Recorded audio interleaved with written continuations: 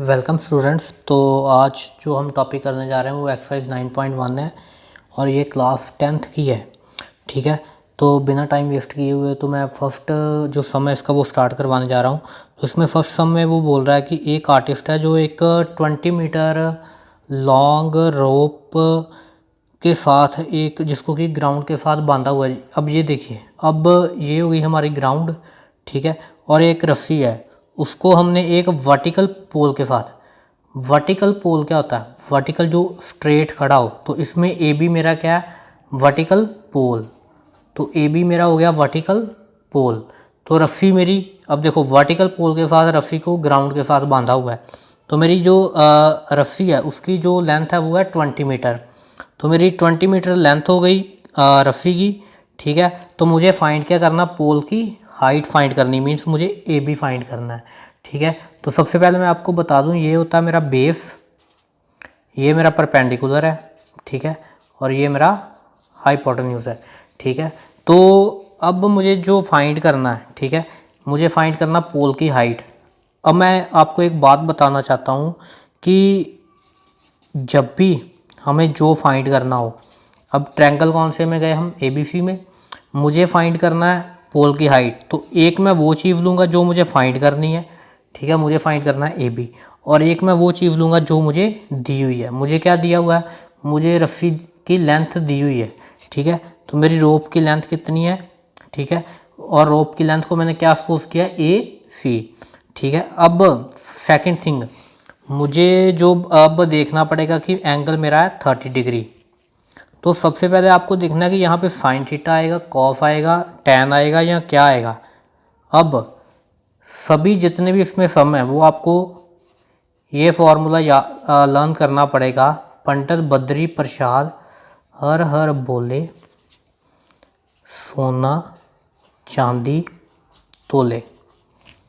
Means मैं ले रहा हूँ एक परपेंडिकुलर ले रहा हूँ और एक ले रहा हूँ हाइपोटेन्यूज। तो P अपॉन H वाला फॉर्मूला ले रहा हूँ। तो P अपॉन H के साथ क्या आता है? साइन। तो मेरा एंगल हो गया साइन 30। मीन्स इसमें समझने वाली बात क्या है कि जो भी ट्रायंगल में दो चीज़ें हम ले रहे हैं कि परपेंडिकुलर या उसके साथ जो भी ले रहे हैं, जैसे मैंने एक लिया परपेंडिकुलर और एक लिया मैंने साथ में हाइपोटेन्यूज, तो यहाँ पे मुझे क्या करना है? उसके अकॉर्डिंग देखना पड़ेगा कि मेरा जो एंगल है उसके साथ कौन सा आएगा, साइन, कॉस, टैन, या कोई और आएगा। तो ए बी की मेरी वैल्यू, अब ए बी मेरे को नहीं पता तो ए बी को मैं ए बी लिखा रहने दूंगा। ए सी की मेरी वैल्यू कितनी है? ए सी की मेरी वैल्यू है 20। और साइन 30 कितना होता है? साइन 30 की आपको वैल्यूज़ ये टेबल में से लर्न करनी पड़ेगी। टेबल मैंने बताया हुआ है कि आपको कैसे बनाना है। तो मेरी साइन 30 की वैल्यू होती है 1/2। तो अब देखिए मेरा, अब यहाँ पे मैं कर दूंगा क्रॉस मल्टीप्लाई, तो मेरा आ जाएगा 2AB इज इक्वल टू 20। तो AB की मेरी वैल्यू कितनी आ जाएगी? AB is equal to 20/2 that is 10। तो ये मेरा जो पोल है वो कितना लंबा हो गया? 10 मीटर लॉन्ग है मेरा। तो ये मेरा हो गया फर्स्ट सम। अब चलते हैं अपने सेकंड सम की तरफ। ठीक है, तो सेकंड सम में वो क्या बोल रहा है? सेकंड सम है कि एक मेरा ट्री है। अब देखिए, सबसे पहले इसमें समझने वाली बात क्या है। अब सपोज करो ये मेरा ट्री था। ठीक है, ये मेरे ट्री की हाइट हो गई। ठीक है, ये मेरा टोटल ट्री है। ठीक है, सेकंड सम में तो ट्री क्या है? ट्री बीच में से टूट गया स्ट्रॉम की वजह से। ठीक है, और वो बेंड हो गया। सपोज करो यहाँ से वो टूट गया। ठीक है, और यहाँ से जो ऊपर वाला पार्ट है, ठीक है, ये बेंड हो गए नीचे आ गया। ठीक है, अब जो मेरा टोटल, अगर मैं सपोज करूं कि मेरी टोटल जो ट्री की जो मेरी हाइट थी वो मैं सपोज कर लेता हूं DB थी। ठीक है, और जो टूट के जो मेरा ट्री नीचे आ गया, अब ऊपर से जितना भी पार्ट टूटा है वही वाला पार्ट ये आएगा। ठीक है, वही वाला पार्ट ये होगा। तो मैं सपोज कर लेता हूँ वो A से टूट गया। ठीक है, A वाले पॉइंट से वो ब्रेक डाउन हो गया। ठीक है, तो मेरा A से लेके C उतना ही है जितना A से लेके D है। ठीक है, तो एंगल जो मेरा वो बना रहा है ग्राउंड के साथ वो बना रहा है 30 डिग्री का। ठीक है, तो अब मेरा जो अब देखो उसने बोला कि distance between the foot of the tree to the point जो टच कर रहा है ग्राउंड पे, जो ये फुट है ट्री का और ये ग्राउंड पे जहाँ पे टच कर रहा है ये है 8 मीटर। तो मुझे क्या करना है, अब देखो मेरा जो ट्रायंगल है, ट्रायंगल कौन सा बना मेरा, ट्रायंगल बना मेरा ABC में। अब जो ट्री की हाइट है उसको मैं मान लेता हूँ, ट्री की जो हाइट है, अब देखो सबसे पहले मैं ऊपर मान लेता हूँ length of tree is equal to इतना जो पोर्शन जब जितना जो बच गया उसको मैंने x मान लिया और जितना मेरा ऊपर से टूटा उसको मैंने मान लिया y। तो मेरी टोटल ट्री की लेंथ थी पहले, इनिशियल जो लेंथ थी x प्लस y थी, अब वो टूट चुका, अब मेरी सिर्फ लेंथ रह गई है x यहाँ से लेके यहाँ तक, ठीक है। तो टोटल मेरी लेंथ थी x प्लस वाई, ठीक है। मैं जा रहा हूँ अब ट्रायंगल ABC में, ठीक है। तो ABC में मेरे पास दिया क्या हुआ है कि BC कितना है 8 मीटर, ठीक है। और मुझे सबसे पहले ये फाइंड करना है कि AB कितना है, कितना आएगा। अब मैंने AB अपॉन BC, मैंने पहले भी बताया कि आपको एक चीज़ वो लेनी है जो आपने फाइंड करनी है और एक चीज़ वो लेनी है जो दी हुई है। AB मैंने फाइंड करना है और BC मुझे गिवन है। परपेंडिकुलर, AB मेरा परपेंडिकुलर है और BC मेरा बेस है। तो परपेंडिकुलर ओवर बेस के साथ क्या लगता है tan, P ओवर B का फॉर्मूला क्या हो गया tan। तो एंगल कितना 30 डिग्री। अब देखिए ये मेरी AB कितना x है, ठीक है, और BC मेरा है 8। तो tan 30 की वैल्यू आ गई 1/√3। तो यहाँ से मेरी x की वैल्यू कितनी आ गई, अगर आप क्रॉस मल्टीप्लाई करोगे तो x की वैल्यू आ गई 8/√3। इसको मैंने मान लेना अब फर्स्ट इक्वेशन मान लेना। अब सेकंड मैंने क्या करना है, ठीक है। मैं अब देखो ना, अब मेरे पास अभी तो x की वैल्यू तो आई नहीं, x तो मैंने AB लिखा, AB की वैल्यू थी x, तो x आ गया मेरा 8/√3। अब मुझे इसकी भी वैल्यू फाइंड करनी, क्योंकि जितना ये ऊपर से टूटा है उतना ही ये इधर गिरा पड़ा है, ठीक है। तो मैं दूसरी वाली में जाऊंगा। अब दूसरी में क्या लूँगा, एक तो मैं AB ले लेता हूँ और एक उसके साथ ले लेता हूँ AC। तो मैंने एक लिया AB अपॉन AC। अब ये हो गया परपेंडिकुलर ओवर हाइपोटेन्यूज। तो P ओवर H का फॉर्मूला होता है साइन, तो एंगल आ गया मेरा 30, ठीक है। AB upon AC is equal to sine 30। अब AB मेरा कितना था x और ये मैंने कितना माना, अगर ये y है तो ये भी कितना हो गया मेरा y। तो x upon Y is equal to sine 30 की मेरी कितनी वैल्यू होती है, साइन 30 की मेरी वैल्यू होती है 1/2। तो ये मेरा होगा 1/2। तो यहाँ से मेरी y की वैल्यू कितनी आ गई, अगर मैं क्रॉस मल्टीप्लाई करूँगा तो y is equal to 2x। तो इसको मैंने दे दिया। अब ये मेरा, अब देखो y की वैल्यू आ गई मेरी y is equal to 2x। तो मैं क्या करूँगा, y is equal to 2 multiply by x की अभी मैंने कितनी वैल्यू निकाल दी थी 8/√3। तो मेरी y की वैल्यू कितनी होगी 16/√3। अब मेरे पास x की वैल्यू भी आ गई, मेरे पास y की वैल्यू भी आ गई, ठीक है। तो मैं क्या करूँगा, मेरी टोटल जो लेंथ थी ट्री की वो थी x प्लस वाई। तो मैं अब x प्लस वाई को यहीं पे प्लस कर देता हूँ, x प्लस वाई। x की वैल्यू मेरी आ गई 8/√3 और y की मेरी वैल्यू आ गई 16/√3। अब दोनों का एलसीएम लूँगा √3 और √3 का, तो वो मेरा √3 आ जाएगा। √3 के टेबल पे √3 1 पे जा रहा है, इसलिए 8 को 1 के साथ मल्टीप्लाई करूँगा तो 8 आ गया। ये वाले √3 के टेबल पे ये वाला √3 1 पे जा रहा है, तो उसको मैं 1 के साथ मल्टीप्लाई करूँगा 16 को, तो मेरा 16 ही आ गया। तो मेरा अब आंसर आ गया, टोटल जो मेरी लेंथ थी 24/√3। कभी भी डिनोमिनेटर में अंडरवुड नहीं छोड़ते, तो इसके लिए मैं क्या करूँगा, इसको मैं रैशनलाइज कर दूँगा, ठीक है। ये कंसेप्ट समझ लो, अगर कभी भी डिनोमिनेटर में अंडरवुड आ जाए तो हम उसको अंडरवुड को वहाँ पे नहीं रहने देना चाहिए, हमें उसको रैशनलाइज कर देना है, ठीक है। तो ये अब मेरा बन गया 24 into √3 multiply by √3 that is 3। तो ये मेरी कटिंग करके आ गया 8। तो मेरा आंसर आ गया 8/√3। √3 की वैल्यू इसमें होती 1.73, तो अब इसको 1.7 3 के साथ मल्टीप्लाई कर दो, 8 मल्टीप्लाई बाय 1.73, तो आपका आंसर आ जाएगा 13.85। ठीक है, तो ये मेरा सेकंड सम का अब आंसर आ गया। तो चलिए चलते हैं थर्ड सम की तरफ। थर्ड सम में वो बता रहा है कि एक कॉन्ट्रैक्टर है, ठीक है, उसने, वैसे ये थर्ड सम इम्पॉर्टेंट नहीं है तो आप इसको छोड़ भी सकते हो, ठीक है। तो थर्ड हम नहीं कर रहे, ये इम्पॉर्टेंट नहीं है। नेक्स्ट फोर्थ, क्योंकि वीडियो में इतना टाइम नहीं है कि मैं आपको सारे सम करवा पाऊँ, लेकिन मैं इंपॉर्टेंट वाले सारे सम आपको करवा दूंगा। तो डायरेक्ट हम चल रहे हैं फोर्थ सम की तरफ। फोर्थ में वो बोल रहा है कि angle of elevation from the point on the ground which is 30 metre away from the foot of the tower is 30 degree. तो ये सिंपल सा सम है। इसमें एक टावर है, ठीक है, ये टावर हो गया मेरा, और इसमें उसका जो टावर से एक पॉइंट है ग्राउंड पे दूर, वो 30 metre away from the foot of the tower. ये टावर हो गया मेरा, ए बी सपोज कर लो टावर है, और टावर से कोई पॉइंट कितनी दूर है, 30 मीटर अवे है, ठीक है। तो 30 मीटर अवे है टावर से, ठीक है। तो हमें क्या निकालना, टावर की हाइट निकालनी, और जो एंगल बन रहा है, ठीक है, एंगल बन रहा है मेरा 30 डिग्री का।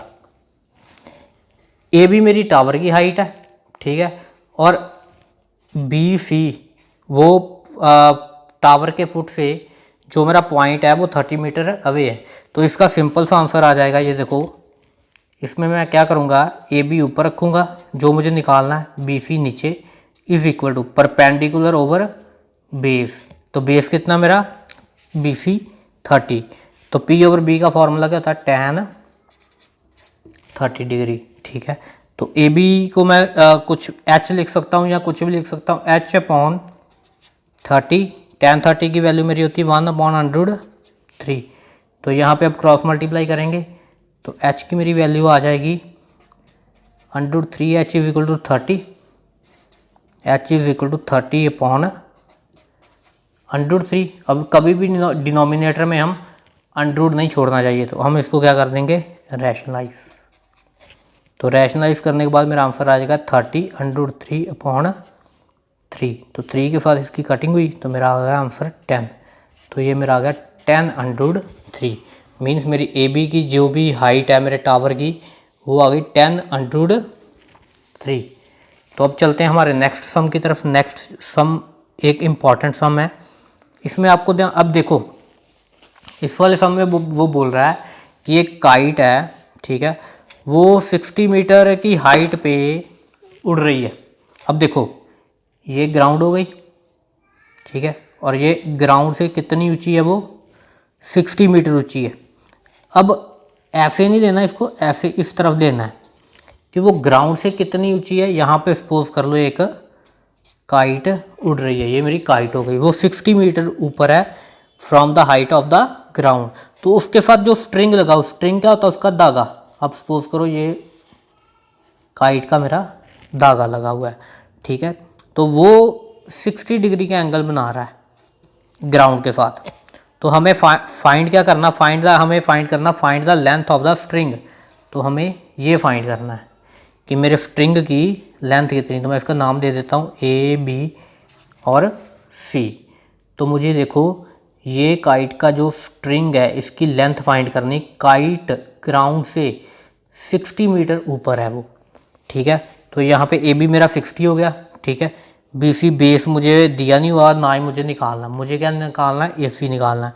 तो मैं इसमें दो चीज़ें लूँगा, A B upon A C. A B क्यों लिया, क्योंकि मुझे दिया हुआ था। ए सी क्यों लिया, क्योंकि मुझे ये निकालना है। बार बार मैं आपको बता रहा हूँ कि मुझे वो दो लेने इसमें जो एक तो दिया हो और एक दूसरा निकालना हो। अब देखो, ए बी मेरा परपेंडिकुलर और ए सी मेरा हाइपोटेन्यूज। पी अपॉन एच का फॉर्मूला, पी अपॉन एच होता है साइन। तो एंगल आ गया मेरा साथ में 60 डिग्री। तो ए बी मेरा 60 है, ए सी मुझे निकालना, तो ए सी को ए सी लिख दो। साइन 60 की वैल्यू होती है मेरी √3/2, ठीक है। अब यहाँ पे मैं क्या करूँगा, इसको क्रॉस मल्टीप्लाई कर लेता हूँ। √3 AC इज इक्वल टू 120, ठीक है। √3 AC इज इक्वल टू 120 आ गया मेरा, ठीक है। तो यहाँ से AC कितना आ गया 120 अपॉन √3। अब दोबारा डिनोमिनेटर में बार बार क्या आ रहा है अंडरूट वाला नंबर, तो अंडरूट वाला नंबर हमें नहीं रखना। तो ये मेरा आ गया 120 इंटू √3 अपॉन 3। तो ये मेरी कटिंग हो गई 40 आ गया ये मेरा। तो 40 इंटू √3, √3 की वैल्यू 1.73। ये आप लर्न कर लो क्योंकि एग्ज़ाम में आपको बार बार आएगी। तो इसको इसके साथ मल्टीप्लाई करके जितना भी आंसर आ जाए उसको आपको लिख देना, नहीं तो कई बार आप आंसर यहाँ तक भी छोड़ सकते हो, तब भी वो आपका आंसर गलत नहीं होएगा। तो ये था मेरा fourth sum of the exercise 9.1, sorry fourth नहीं, this is the fifth sum, ये मेरा फिफ्थ सम था, ठीक है। अब चलते हैं नेक्स्ट सम की तरफ। नेक्स्ट मेरा सम है, ये भी काफ़ी इंपॉर्टेंट सम है सिक्स्थ, तो ये भी थोड़ा ध्यान से समझना। ये वाले सम में वो क्या बोल रहा है, उसने बोला कि एक 1.5 मीटर लड़का, कोई बॉय है, वो उसकी हाइट है 1.5 मीटर, वो खड़ा है, ठीक है, at the some distance from a 30 meter tall building. तो उसके सामने एक 30 मीटर की टॉल बिल्डिंग है, ठीक है। अब वो लड़के की हाइट कितनी 1.5, ठीक है।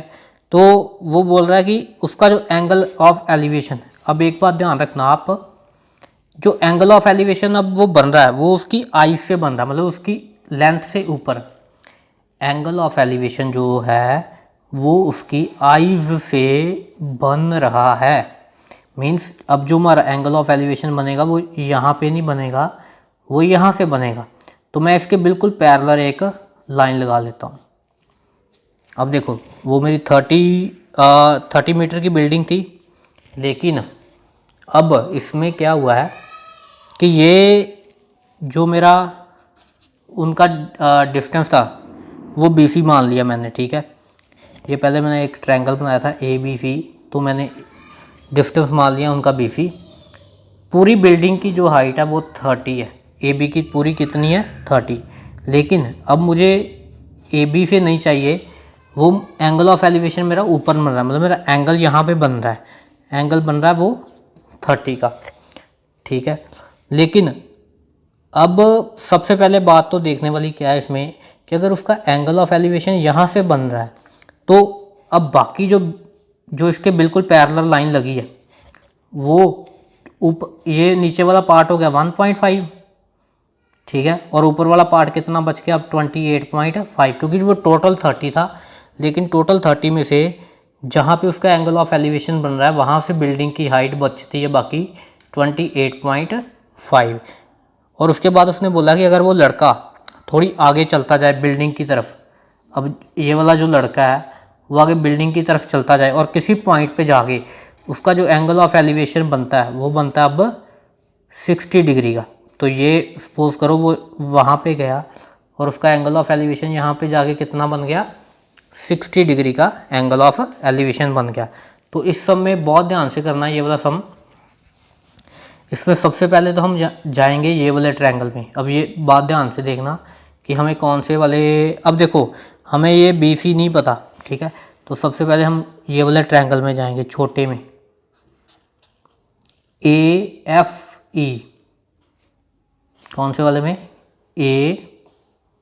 AFE। तो मैं इन ट्रायंगल AFE, तो उसमें मेरा बेस कितना आ गया FE हो गया मेरा बेस, और मेरी हाइट परपेंडिकुलर की हाइट कितनी होगी 28.5। तो AE मेरा AE upon FE is equal to, angle है मेरा 60 डिग्री, ठीक है, मैंने परपेंडिकुलर ओवर बेस लिया तो मेरा बन गया tan 60, ठीक है। तो इसमें मैं सबसे पहले क्या करूँगा, अब AE मेरा 28.5 है। अब ये बात ध्यान से समझ लो कि ये 28.5 क्यों आया। ये देखो इसलिए आया क्योंकि टोटल जो मेरा AB था, A से लेके B तक वो 30 था, लेकिन अब वो लड़के की भी हाइट है कुछ, तो वो हाइट से ऊपर वाला, हाइट उसका आई से बन रहा है एंगल ऑफ एलिवेशन। तो मैंने बिल्कुल इसके जो पैरेलल लाइन लगाई वो भी 1.5 मीटर यहाँ से वो छोड़ देगा।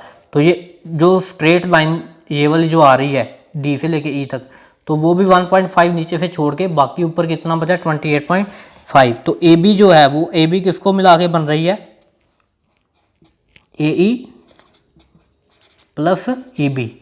तो यहाँ से ए ई की वैल्यू कितनी निकलेगी 30 माइनस 1.5। तो 30 माइनस 1.5 आ गया मेरा 28.5। तो 28.5 अपॉन एफ ई की मेरी वैल्यू हमें निकालनी क्योंकि हमारे पास ये वैल्यू नहीं दी हुई। तो एफ ई को एफ ई लिखा रहने दो। tan 60 की वैल्यू मेरी √3 आ गई। ठीक है, तो यहाँ से मेरी एफ ई की वैल्यू आ गई 28.5 अपॉन √3। ये क्रॉस मल्टीप्लाई हो गया यहाँ से। ठीक है, 28.5 अपॉन √3। अब मैं दूसरे ट्रायंगल में जा रहा हूँ। दूसरा मेरा ट्रायंगल क्या कह रहा है, मेरा दूसरा ट्रायंगल है A D E. Triangle A D E, इसमें मेरा बेस परपेंडिकुलर मेरा ए ई है, ए ई, और बेस मेरा कितना है डी से लेके ई तक। ठीक है, तो डी से लेके ई तक मेरा ए है। तो इसमें मेरा एंगल कितना है 30 डिग्री का। तो ये हो गया tan 30। अब ए ई अगेन 28.5 और यहाँ पे आ गया डी ई। तो tan 30 की वैल्यू आ गई 1/√3। तो यहाँ से मेरी डी ई की वैल्यू कितनी आ गई, डी ई की वैल्यू आ गई 20। अब देखो क्रॉस मल्टीप्लाई होएगा यहाँ पे 28.5 इंटू √3। अब ये मेरी टोटल वैल्यू डी से लेके ई तक है 28.5 इंटू √3 और एफ से लेके ई तक कितनी वैल्यू मेरी 28.5/3। तो मुझे किसकी वैल्यू निकालनी, मुझे तो ये वैल्यू निकालनी है कि वो लड़का कितना चला था, डी से लेके वो चला था एफ तक। तो D F is equal to D E minus F E. ठीक है, तो डी ई कितना मेरा यहाँ पे डी ई निकाला मैंने 28.5 इंटू √3 माइनस 28.5/√3। ये बात समझ में आ जानी चाहिए आपकी कि ये टोटल लेंथ है उसकी। ठीक है, डी ई की, और ये मेरी एफ से लेके ई तक लेंथ है। तो इसका मैंने क्या करना, अब देखो दोनों में 28.5 कॉमन है, वो मैंने बाहर रख दिया, कॉमन निकाल लिया। ठीक है, तो पहले चलो मैं एलसीएम ले लेता हूँ। एलसीएम इसके नीचे 1 लगा दिया, तो दोनों का एलसीएम आ गया √3।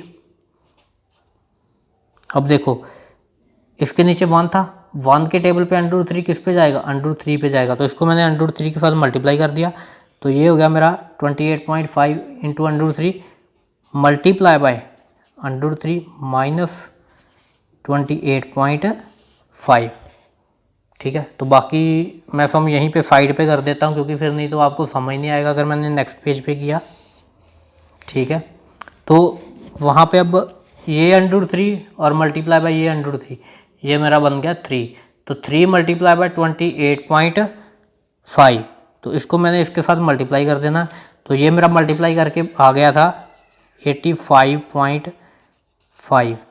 तो इसमें से मैंने माइनस करना 28.5 अपॉन √3।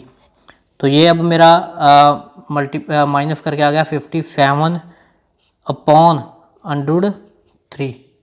तो 57/√3 है, तो इसको रैशनलाइज कर लो। तो ये आ गया 57 इंटू √3 अपॉन 3। 57 और √3 की कटिंग हो जाएगी तो ये आ जाएगा 19। तो ये मेरा बन गया 19 इंटू √3। तो मेरा आंसर कितना आ गया 19 इंटू √3। अब ये नीचे वाले पार्ट में थोड़ी कटिंग खुद करके देखना, तभी आपको पता चलेगा कि ये